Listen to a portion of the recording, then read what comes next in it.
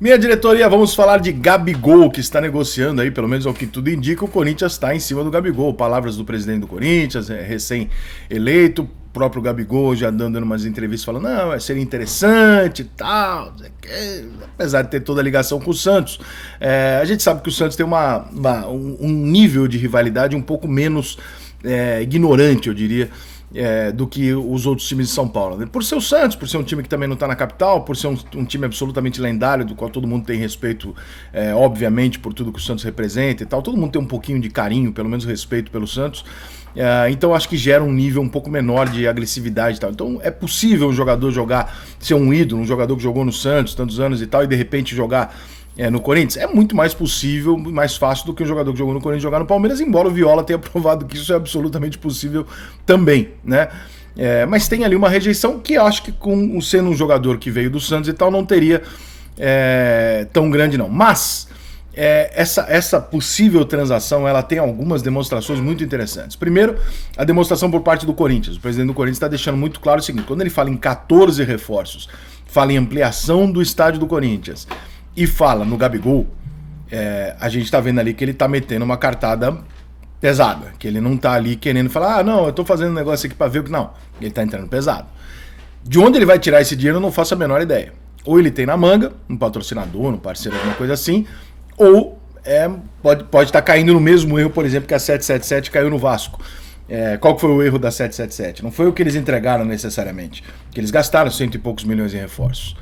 O ponto não foi esse. O ponto foi que quando eles estavam para entrar no Vasco, um dirigente da 777 deu uma entrevista muito infeliz depois de um Flamengo e Vasco, dizendo o seguinte, esse foi o último Flamengo e Vasco que nós jogamos com um investimento menor que o do Flamengo. O que obviamente era mentira. Qualquer pessoa sabe que isso não aconteceria da noite pro dia. E que para você ter um time com o valor que o time do Flamengo já tem hoje, não só de jogadores revelados, etc., você leva alguns anos para você montar aquilo. Então, obviamente que aquilo era uma bravata. Quando o Vasco assume lá e contrata lá o Barbieri, o Léo Pelé, o Picon, o torcedor do Vasco, tudo bem, são reforços, legal, mas assim, não era o que eu estava esperando.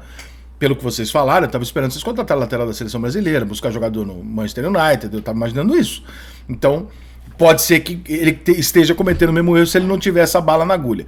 O ponto o contrato do Gabigol termina no final do ano que vem, né, de 2024. O Gabigol não vive um grande momento no Flamengo agora, mas ele tem um histórico ali, irmão, que é puxado de imaginar um cenário assim do Flamengo abrir mão facilmente de não renovar com o cara. Por que eu digo isso? Porque, cara, a gente tem vários tipos de jogador, mas tem um tipo de jogador que eu sou especialmente apaixonado, que é o jogador que gosta de jogo grande.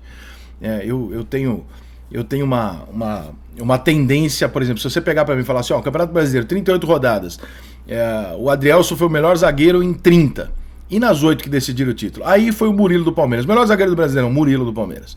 Porque pra mim existe uma discrepância muito grande entre o jogo que decide e o jogo comum do campeonato. E o Gabigol é um jogador que nem sempre ele vai fazer uma grande temporada, ou vai ser regular a temporada toda, mas quando chega no jogo decisivo, você sabe que o Gabigol é um cara que não só não pipoca, como o Gabigol tem no histórico dele a liderança, ele toma a frente do jogo decisivo. E isso é uma característica cada vez mais rara no futebol. O Flamengo tem vários jogadores espetaculares, o Arrascaeta, um fora de série, o Bruno Henrique, vários jogadores, o Bruno Henrique também é um jogador que gosta de jogo grande. O Pedro, que tecnicamente talvez seja melhor do que o Gabigol, é muito provável que seja. Eu não acho o Gabigol um craque de bola, que você joga a bola no pé dele e fica encantado com o que ele faz tecnicamente. Mas a postura, a liderança, a personalidade do cara é um negócio que eu acho muito foda e que eu não sei se o Flamengo deveria brigar pouco para ficar com ele. Por mais que tenham 2 centroavantes, tem o Pedro ali e tal, uma situação até meio complicada de gerenciar e etc. Mas se fosse o Flamengo, com a história que ele já escreveu, eu acho que o Flamengo estaria perdendo um ativo de marketing, uma relação com criança, uma coisa muito mais forte do que perder um camisa 9.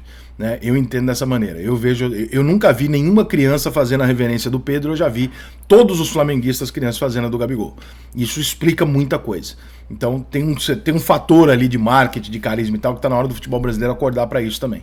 Não adianta ficar só fazendo, faço conta aqui, eu gasto X, ganho tanto, contrato de jogador, meu time disputa e tal. Não, tem mais coisas que a gente tem que aprender. Fazer marketing em cima dos caras, relacionamento com o torcedor, puxar as crianças para perto de você, etc, etc. Então, o Gabigol, ele consegue ter um carisma com essa garotada e na imagem institucional do Flamengo, que o Pedro não vai ter por ser uma pessoa diferente, por ser uma personalidade diferente.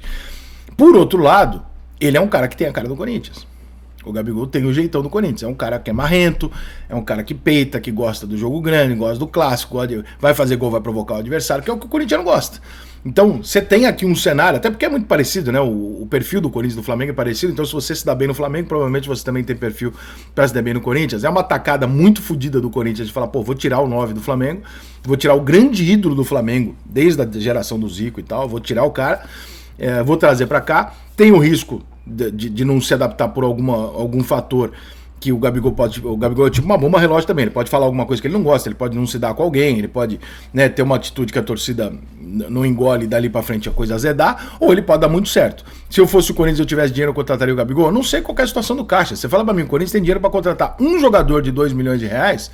Eu não sei se seria o Gabigol, é melhor você contratar 4 jogadores de 500 mil. Por quê? Porque o time do Corinthians tem várias limitações. Não, o Corinthians vai ter dinheiro sobrando, caralho, e o Gabigol é a cereja do bolo. Beleza, tranquilo. Esperar que o Gabigol, na posição dele, resolva todos os problemas do Corinthians é uma utopia. O Gabigol, como figura de marketing, como figura central de uma nova gestão, como sendo o cara do elenco que a torcida vai mirar, que a criançada vai comprar o barulho, etc, etc, é um puta de um negócio. Então eu acho que só o Corinthians sabe a real situação financeira para ele fazer esse planejamento pro ano que vem. Não é um tiro pequeno. Você vai contratar um jogador que vai ganhar no mínimo 1 milhão e pouco por mês. Então, para você contratar esse jogador, você tem que ter uma saúde financeira que hoje eu desconheço que o Corinthians tenha. Então, eu não sei qual que é a atacada. Mas, por parte do Flamengo, eu não perderia isso tão fácil. Tá? Por todos os motivos que eu listei aqui, e porque fases elas passam, tanto as boas quanto as ruins, mas o Gabigol é uma figura absolutamente decisiva nos grandes momentos do Flamengo. Ele fez todos os gols na final de Libertadores do Flamengo, né? Nas 2 edições que o Flamengo ganhou, ele fez os gols. Bateu pênalti na Supercopa, no Campeonato Estadual, etc. Sempre fez os gols de pênalti decisivos que ele precisou fazer. Fez gol no jogo, na Supercopa contra o Atlético Paranaense ele fez o gol, etc. Então, o Gabigol é um jogador decisivo. É um jogador que você goste ou não, se você fizer uma lista hoje dos maiores jogadores da história do Flamengo, o Gabigol está entre os 5. Né? Mesmo que você não goste, você não tem como tirar. Você ter com 27 anos a possibilidade de ter um dos maiores jogadores da história do seu clube em atividade e explorar isso por mais 5, 6 anos, pelo menos, antes dele ir para Dubai, ganhar um último dinheiro, alguma coisa assim, cara, quem que tem essa chance hoje?